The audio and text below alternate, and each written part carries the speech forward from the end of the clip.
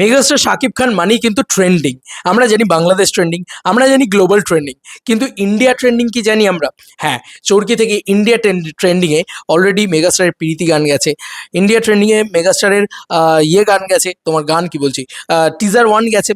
তো এই কারণে এবার বলতে বাধ্য হচ্ছি যে মেগাস্টারের যদি কন্টেন্ট কোয়ালিটি প্রচণ্ড ভালো হয় না, তখন ইন্ডিয়াতে দেখবে তার একটা আলাদাই উৎসব তৈরি হয়, তার একটা আলাদাই হাইপ তৈরি হয়। তো এটা এবার আবার আফটার বরবাদ বোধহয়, আমি যদি খুব ভুল না করি, বরবাদের পরে তাণ্ডব এসেছিল। তাণ্ডব ইন্ডিয়াতে বেশ রকম একটা ক্রেজ ক্রিয়েট করতে পেরেছিল। আমার চ্যানেলে মোস্ট পপুলার ভিডিও দেখে নাও, সেখানে গেলে দেখে তোমরা বুঝতে পেরে যাবে। ঋত্বিক রোশনের সিনেমাকে রীতিমতো মানে গোল দিচ্ছিল আর কি, মানে রীতিমতো বলে বলে গোল দিচ্ছিল আর কি। বুঝতে পারছো যে একটা ইন্ডিয়াতে একটা ইন্ডিয়া সুপারস্টার সে রিলিজ করেছে, তারপরও তার সিনেমা মানে টিজার ট্রেলার ট্রেন্ডিং এর সঙ্গে সঙ্গে ইন্ডিয়া থেকে আবার ট্রেন্ডিং হচ্ছে মেগাস্টার শাকিব খানের সিনেমার টিজার ট্রেলার। তো বুঝতেই পারছো যে এটাই হচ্ছে মেগাস্টার শাকিব খানের পাওয়ার। আমার মনে হয় যে বাংলা ভাষার সবচেয়ে বড় নায়ক মেগাস্টার শাকিব খান। তো সেই শাকিব খান, যার স্বপ্ন প্যান ইন্ডিয়া ছবি রিলিজ করা, যার স্বপ্ন ইন্ডিয়াতে বেশ একটা দাপটে বক্স অফিস দেওয়ার। তো এবার ইউটিউবে তো আমাদের এখানে রিলিজ হবে, আমাদের গানটা তো আমাকে উড়িয়ে দাও গানটা তো রিলিজ হবে। আমি চাইবো এসবিএফ মিউজিক যেন কোনো রকম ছেড়খাড়ি না করে। পিরিতির সময় কি করেছে, ওরা না অনেক পরে রিলিজ করেছে, মানে ওদের ইচ্ছে হয়নি বোধ হয়, ওরা ভুলে গেছিলো যেন রিলিজ করতে, ওরা ঘুমিয়ে পড়েছিল, এরকম ধরনের বক্তব্য একটা সামনে এসছে। বা যারা একটু খিল্লিবাজি করতে চায় তারা এটা করেছে।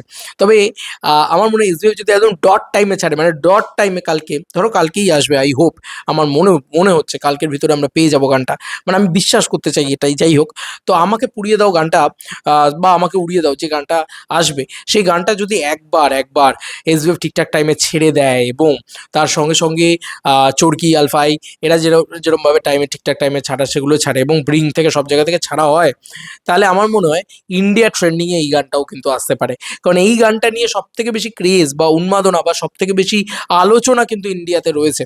এবং তুমি ভাবো যে যত ইন্ডিয়া ট্রেন্ডিংয়ে আসবে, যদি সত্যি ইন্ডিয়া ট্রেন্ডিংয়ে এই গানটাও আসে, তাহলে এটা তো বুঝতেই হবে যে এই সিনেমাটা ইন্ডিয়ার দর্শক বা পশ্চিমবাংলার দর্শক তাদেরও দেখার একটা কি বলবো, একটা অ্যান্টিসিপেশন রয়েছে, একটা অপেক্ষা রয়েছে যে না, এই ছবিটাকে দেখতে তো চাই আমরা। কিন্তু এখানেই বুঝিয়ে দেবে যে মানুষ দেখতে চাইছে, ইন্ডিয়ার মানুষ, ভারতের মানুষ দেখতে চাইছে, ভারতে রিলিজ করো, দ্যাটস ইট।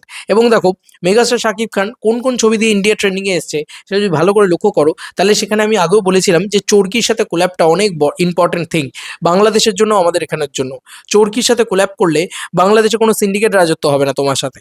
এবং তুমি এখানে, মানে আমাদের এখানে একটা ইন্ডিয়ার যে একটা ক্রেজ সেটা দেখতে পাবে। তুমি তাণ্ডব ইন্ডিয়া ট্রেন্ডিংয়ে গেছে, তুমি দেখো, তুমি বরবাদের কিছু ইন্ডিয়া ট্রেন্ডিংয়ে গেছে কিনা আমার মনে পড়ছে না, বাট তাণ্ডব তো গেছে আমার মনে পড়ছে, তুফান গেছে আমার মনে পড়ছে।